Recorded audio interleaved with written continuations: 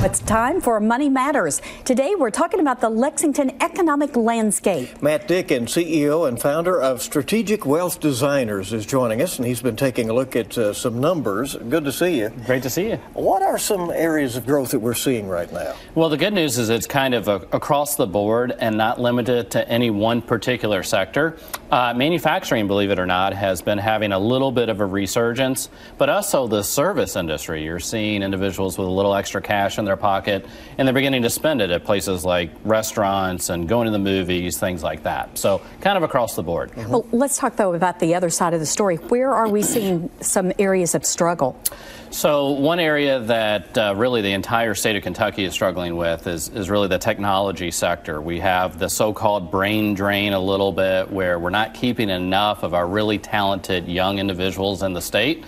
They may graduate and go someplace like potentially Silicon Valley or up to New York or someplace like that. So technology is really an area that we're a little bit behind some of the other states and cities, and it's an area that I really hope we make some adjustments to kind of start to catch up on.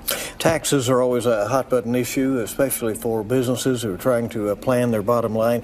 Is it too early to know much about the tax landscape as it is right now? We're getting close. You know, the tax law went into effect last year. Of course, we're going to start to file our taxes for the first time under the new law.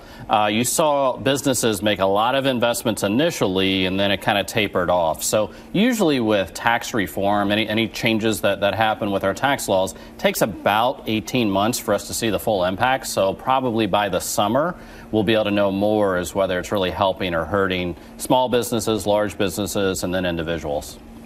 You know, Kentucky also struggles with the fact we have this opioid crisis. It is creating a difficult situation for a lot of employers trying to get employees.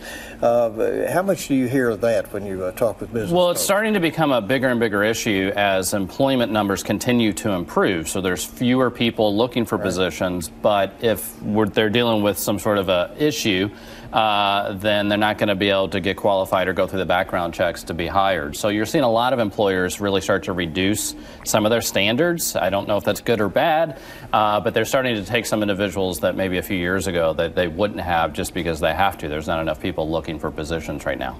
All right. Great advice, as always. Thank you. And you can learn more ways to make your money matter on WKYT.com. And if you have something you want us to discuss, send an email to news@WKYT.com, and we'll talk about it here.